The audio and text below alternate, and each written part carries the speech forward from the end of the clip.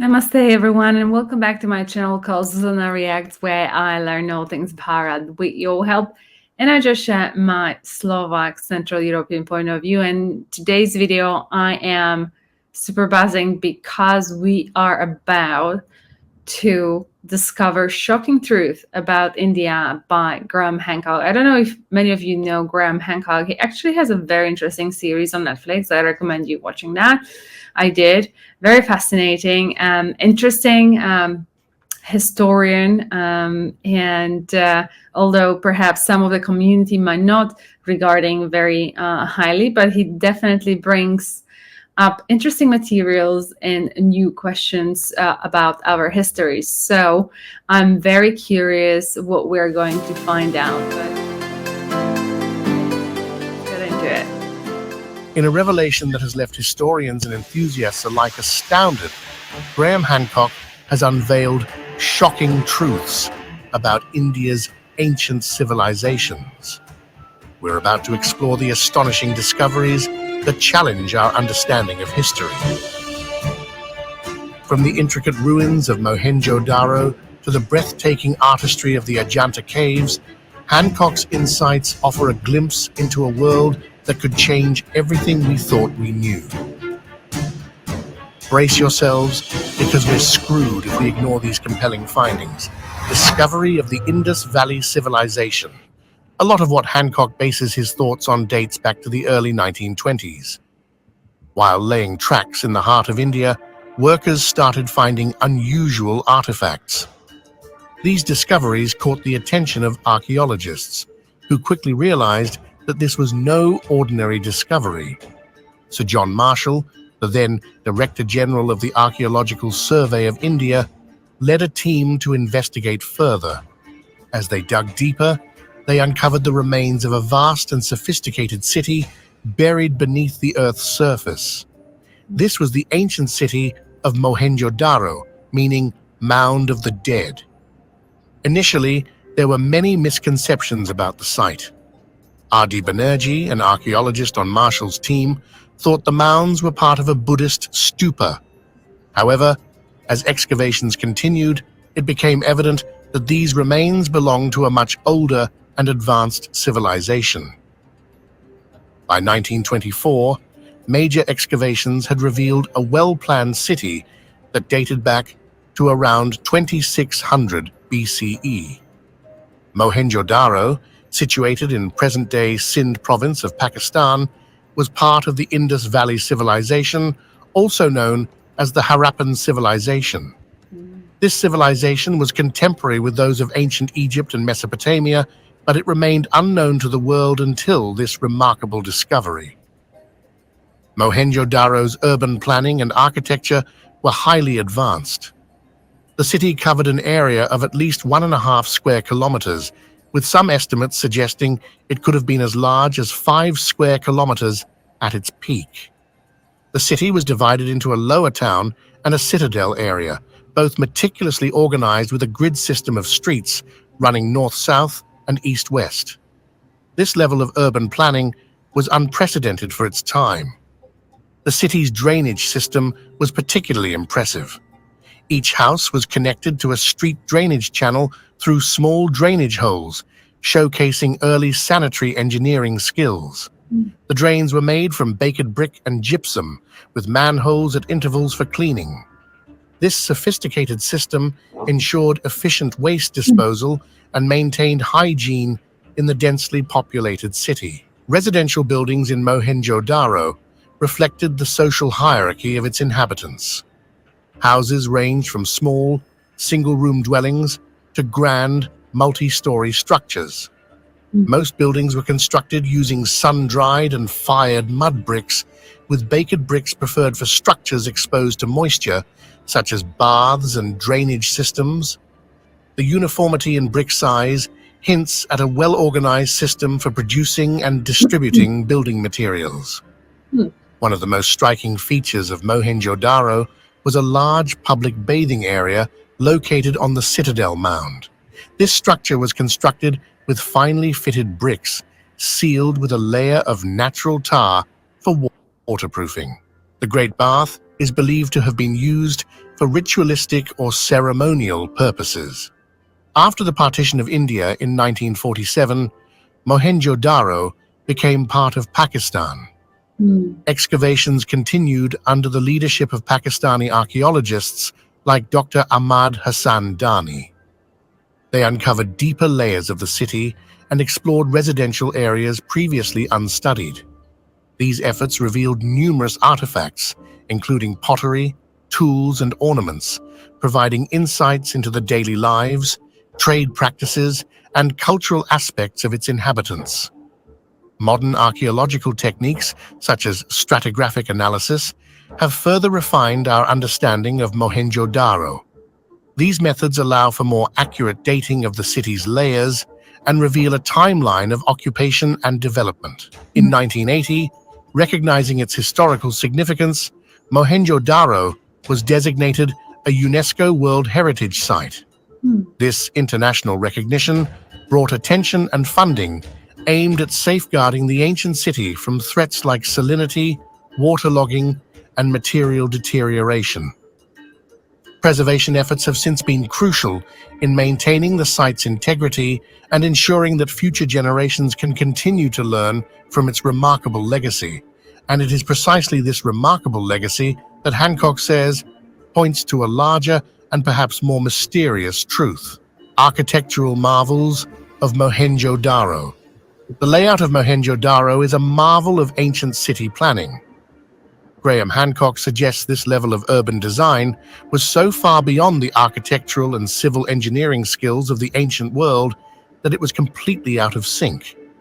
According to him, the truth is, it could simply not have happened without the assistance of a non-human intelligence.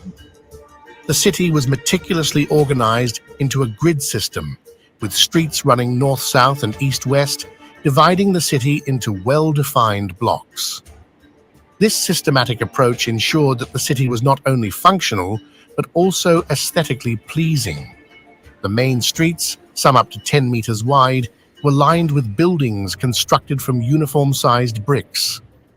This level of planning and uniformity is rare for ancient civilizations and indicates a high degree of social organization and centralized control.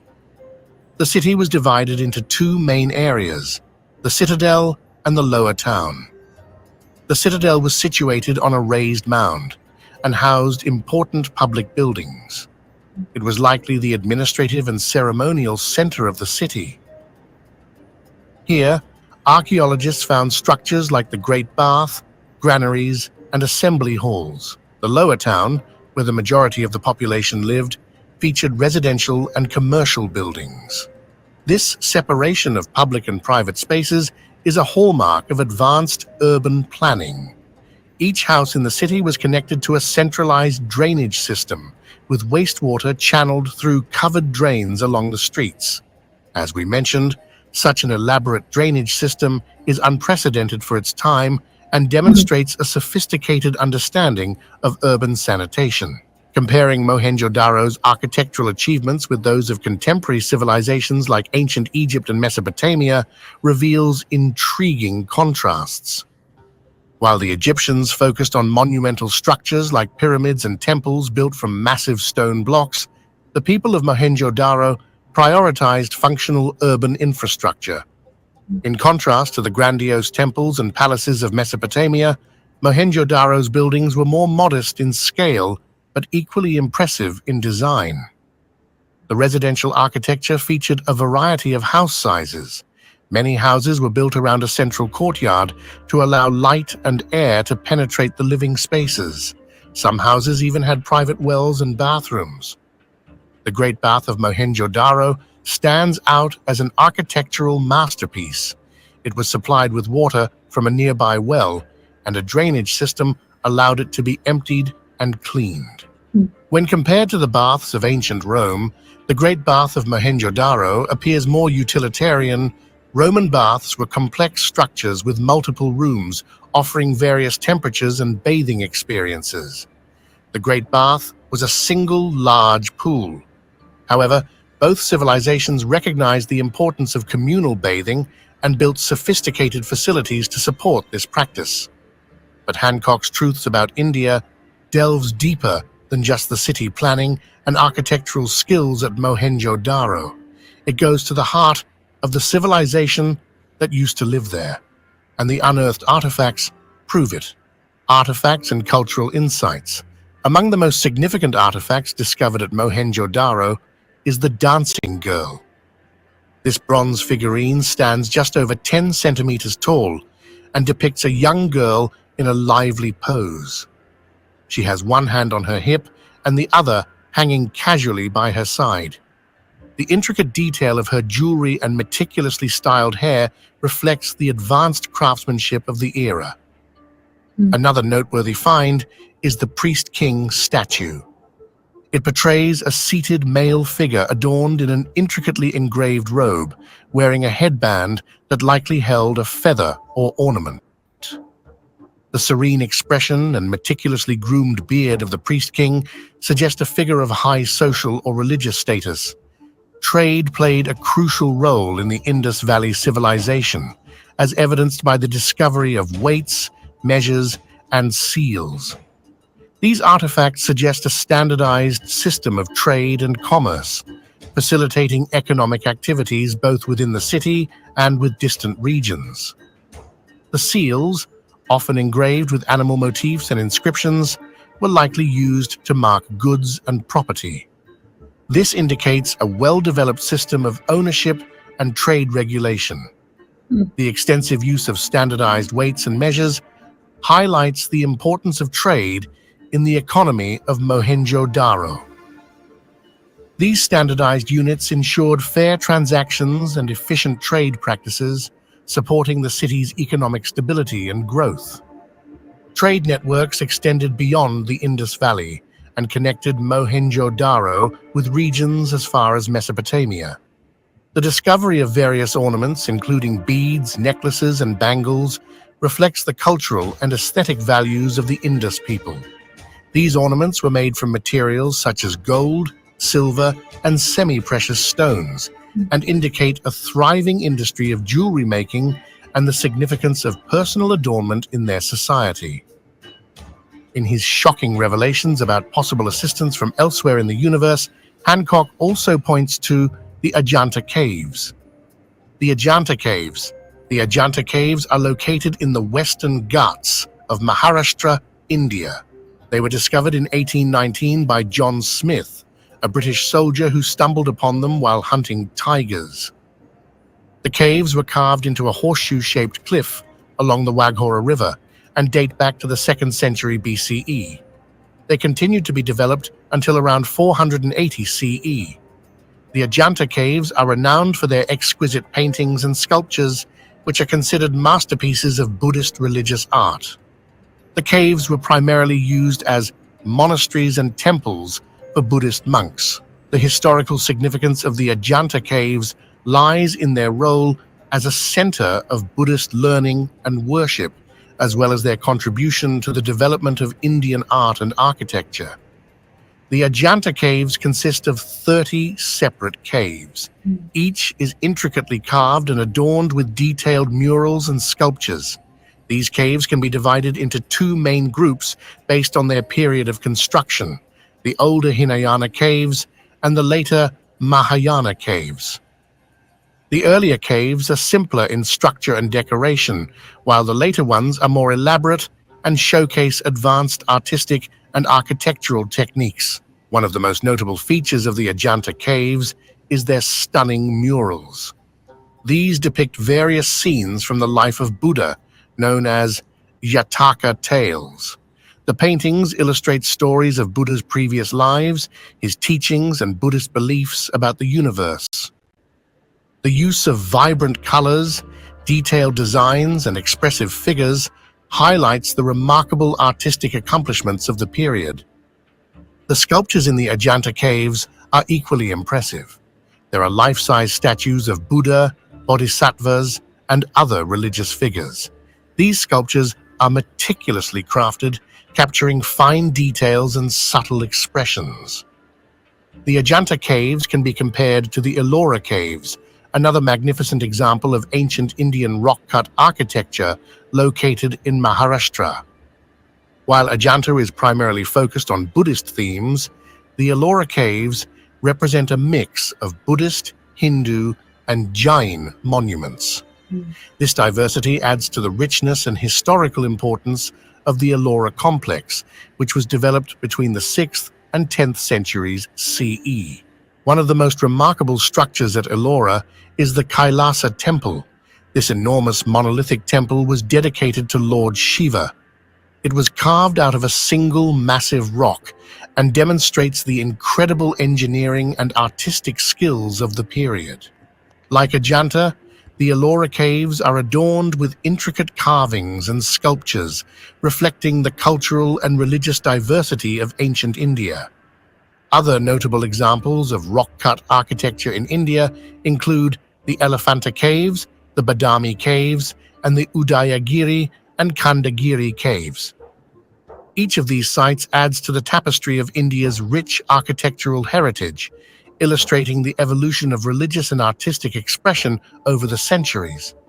Both the Ajanta caves and the skills on display at Ellora further underline Hancock's premise that the design and engineering skills it took to carve these elaborate complexes simply didn't match what was happening anywhere else in the world at the time. And he says it is highly unlikely that this kind of sudden advancement could be isolated to just one tiny place on the map. He even suggests that evidence of this early assistance is reflected in later architectural marvels in India. The mysteries of Hampi. Hampi, a UNESCO World Heritage Site, is a place steeped in historical and mythological significance. Hampi's history dates back to the 14th century when it served as the capital of the Vijayanagara Empire, one of the most powerful and prosperous empires in South India. The city was founded by brothers Harihara Prinwand and Bukka Raya Briman, who established it as a fortified city to resist invasions from the north. Under the rule of the Vijayanagara kings, Hampi flourished as a hub of trade, art, and religion. Mythologically, Hampi holds a significant place in Hindu traditions. It is believed to be the site of Kishkindha, the monkey kingdom mentioned in the Ramayana. According to the epic, this is where Lord Rama met Hanuman and Sugriva before embarking on his journey to Lanka to rescue Sita. Among the many architectural marvels in Hampi, the Virupaksha Temple stands out as a beacon of religious devotion and architectural excellence. Dedicated to Lord Shiva, this temple predates the Vijayanagara Empire and has been in continuous worship since its construction. The temple complex is vast. It features a towering gateway that rises 50 meters high, intricately carved with depictions of gods, goddesses, and mythological scenes. The temple's main sanctum houses a Shivalinga, revered by devotees and pilgrims who visit the site. The Virupaksha Temple is not only a spiritual center, but also an architectural wonder. Its hallways are adorned with detailed frescoes depicting scenes from the epics and the lives of the gods. The temple's design ensures that light and air circulate freely, creating a serene environment for worship and reflection. Another iconic structure in Hampi is the stone chariot located within the Vitala temple complex. Carved from granite, the chariot features intricate details and is a replica of a real chariot used in temple processions. The wheels of the chariot are designed to rotate, showcasing the advanced engineering skills of the time.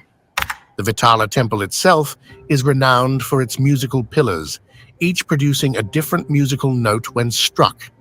The Vijayanagara Empire left an indelible mark on South Indian history. The empire was known for its military prowess, economic prosperity, and cultural achievements. Hampi, as its capital, was a vibrant city with bustling markets, grand palaces, and ornate temples.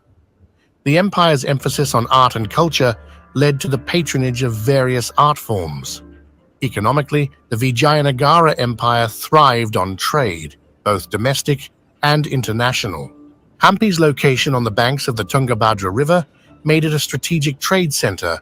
The empire's wealth is evident in the grandeur of its architectural projects and the opulence of its capital city. However, the decline of the Vijayanagara Empire began with the Battle of Talikota in 1565, where a coalition of Deccan sultanates defeated the Vijayanagara army. This led to the plundering and eventual abandonment of Hampi. Despite its fall, the ruins of Hampi continue to tell the story of a glorious past. And it is this past that Hancock is now weaving into his shocking revelations about the truth of India. Konark Sun Temple. The Konark Sun Temple, located in the village of Konark in Odisha, is a masterpiece of Kalinga architecture.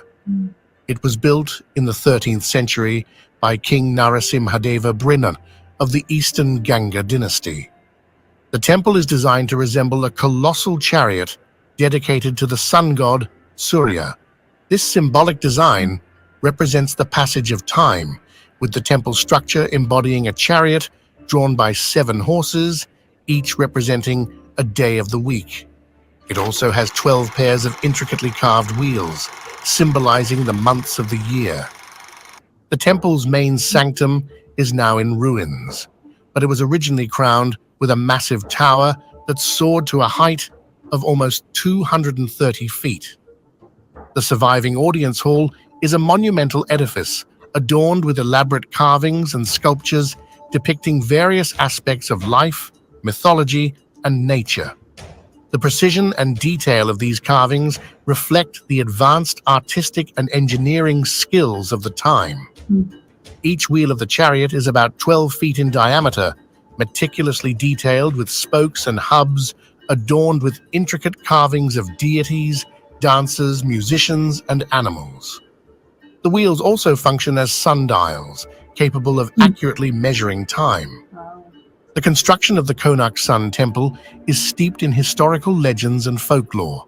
According to one popular legend, the temple was built by Samba, the son of Lord Krishna, to honor Surya after being cured of leprosy. The temple's construction was led by the chief architect Bisu Maharana. It took 12 years to complete. It is said that over 1,200 artisans worked tirelessly to bring this architectural wonder to life. The challenges they faced were immense, from sourcing and transporting the massive stones to carving the intricate details that adorn the temple. One of the most famous legends associated with the temple's construction is the story of Dharmapada, Bisu Maharana's son. According to the legend, the temple's main dome posed a significant challenge. Despite numerous attempts, it could not be completed. Dharmapada was a young prodigy. He arrived at the site and successfully completed the dome overnight. However, fearing the wrath of the workers and the potential disruption of their livelihoods, he sacrificed his life by jumping into the river to protect his father's honor and the workers' future. Over the centuries, the Konark Sun Temple has faced significant deterioration due to natural elements, human neglect, and the proximity to the sea. The British colonial administration initiated the first major preservation efforts in the early 20th century. To prevent the collapse of the Jagamohana, the interior was filled with sand, and surrounding vegetation was cleared to protect the structure from further damage. In 1984, the temple was designated a UNESCO World Heritage Site. Modern technology, including 3D scanning and digital documentation, is used to preserve the intricate details of the carvings and monitor the structural integrity of the temple. And the mysteries this kind of scanning reveals just seem to underpin Graham Hancock's thinking, recent discoveries and theories. Advancements in archaeological methods have revolutionized our understanding of ancient sites like Mohenjo-Daro, the Ajanta caves, and the Konark Sun Temple. Techniques such as ground-penetrating radar, 3D scanning, and satellite imagery have allowed researchers to uncover previously hidden structures and artifacts without invasive digging. One significant discovery facilitated by these modern techniques is the identification of extensive underground structures at Mohenjo-Daro. GPR has revealed complex networks of streets, buildings, and drainage systems buried deep beneath the surface. These findings suggest that the city was even more extensive and sophisticated than previously thought, indicating a highly advanced urban planning and engineering capability, too advanced for its time. The advanced engineering and architectural achievements of ancient Indian civilizations have led to speculations about their technological capabilities. For instance, the precision with which the wheels of the Konark Sun Temple function as sundials has raised questions about the level of astronomical knowledge possessed by its builders. The ability to create such accurate time-measuring instruments suggests a deep understanding of mathematics and astronomy. Moreover, the sophisticated drainage systems of Mohenjo-Daro imply that the inhabitants had a highly developed knowledge of hydraulics and urban planning. The city's infrastructure showcases a level of technological advancement that was unparalleled at the time.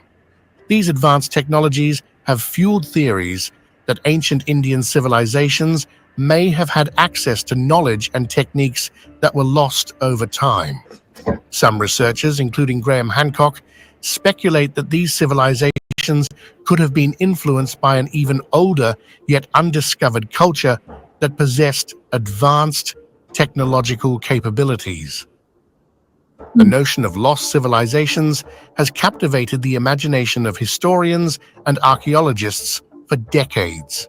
Graham Hancock's theories often explore the possibility that ancient Indian civilizations were preceded by an even older, technologically advanced society that was lost to history. This hypothetical civilization could have passed down its knowledge to subsequent cultures, explaining the sudden appearance of advanced technologies and sophisticated urban planning.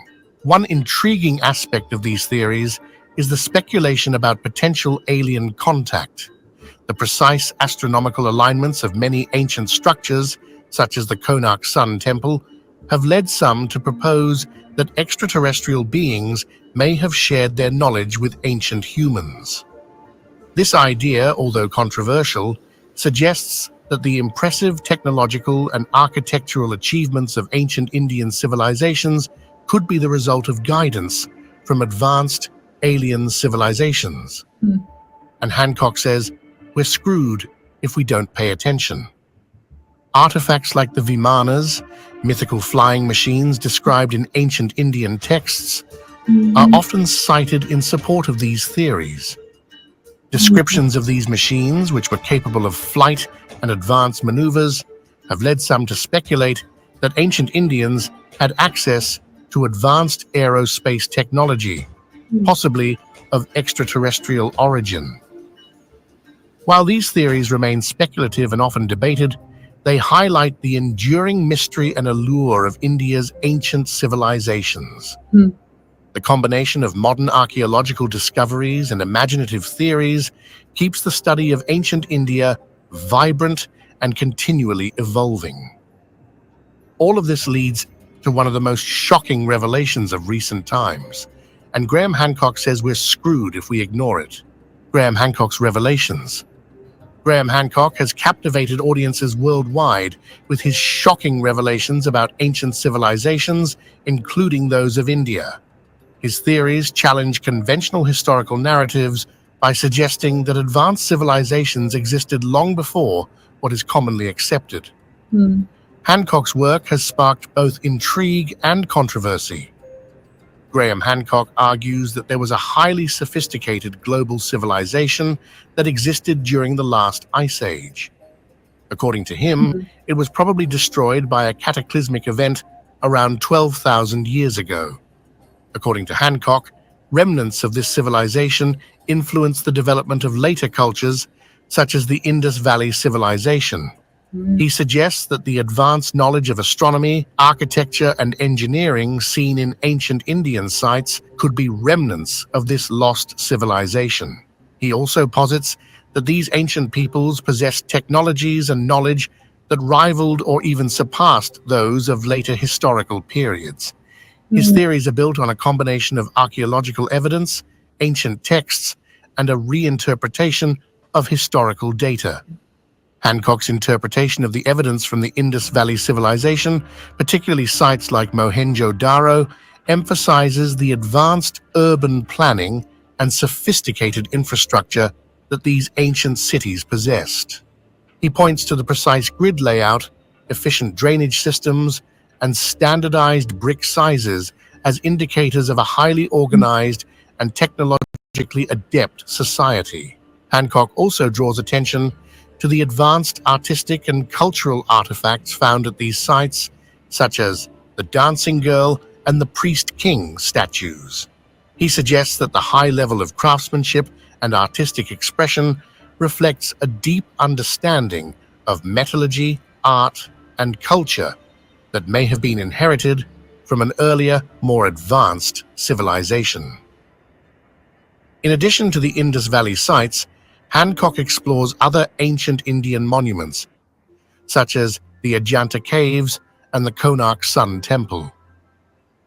He highlights the intricate carvings, precise astronomical alignments, and advanced engineering techniques as further evidence of a sophisticated ancient knowledge base. Hancock's analysis often includes comparisons with other ancient civilizations, suggesting a shared or interconnected origin for these advanced skills and technologies. Graham Hancock's theories have been both celebrated and criticized. His work has gained a large following among those fascinated by alternative history and ancient mysteries. However, his theories have also faced significant criticism from the academic community. Many archaeologists and historians argue that his ideas lack rigorous scientific evidence and rely too heavily on speculation and interpretation. They contend that Hancock often overlooks more plausible explanations for the advanced features of ancient sites, such as the natural progression of human innovation and cultural exchange.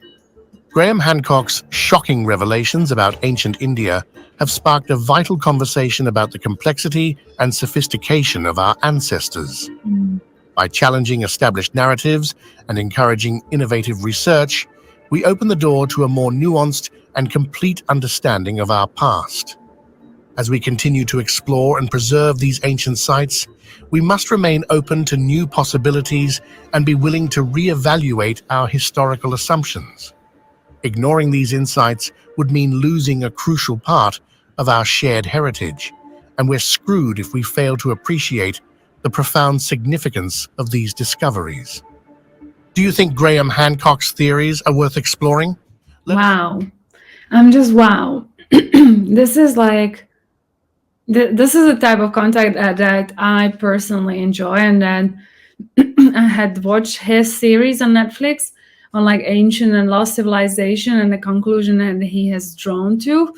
I know exactly, like they said, he's not well, I guess, regarded in historian circles, but nonetheless, I think it's more important right now to start ask more questions about our origins, and it looks like India holds a lot of keys to the puzzle. And sorry, not too sure what's wrong with my voice. And like the when they're talking about the flying vehicles, like you're thinking Mahabharat or Ramayana, when they were using like very funky guns and stuff like that for fighting, and it felt like, it was the time of the gods. And in my head, it feels like that period versus, like, let's say Jesus Christ and the whole like New Testament stuff. It almost feels like they were, to me, right? Like, you take it, leave it, doesn't have to be. That there were indeed, I'm just thinking based on like the galactic history that I'm aware of, but obviously we can only know what we know, and it's hard to be proven, so it's just in the level of theories. But from what I know, and I keep on mentioning Matthias de Stefano a lot, because he talks about that subject, it does to me make sense that there was a period where you have the gods ruling this planet, and then they had to leave at some point. And then maybe then, that's just my theory, Jesus Christ would be the bearer of new consciousness, as in like, do not worship the old gods, because why would you if there's just only one true real God that you can directly connect to. That is my somehow line of thinking. But again, I'm not precious about it. Obviously, I don't know if I'm right, and I don't think we will ever know if we are right.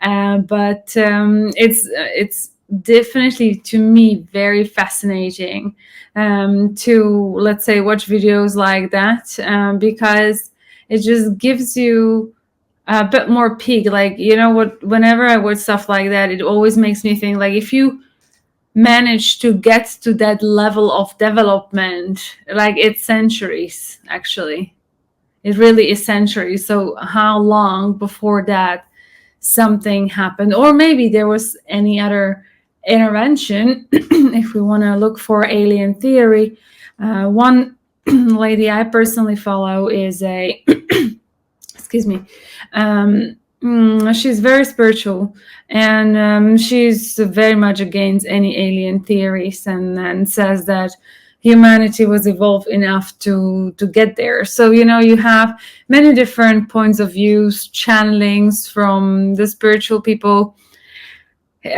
Very hard to determine, but I think it's very interesting to be aware of, and it feels like the ancient Bharat is definitely like a gold mine for very interesting discoveries, and I'm truly fascinated by that. I wonder actually what you guys thought about it. Like, if you're aware of this, how does that make you feel?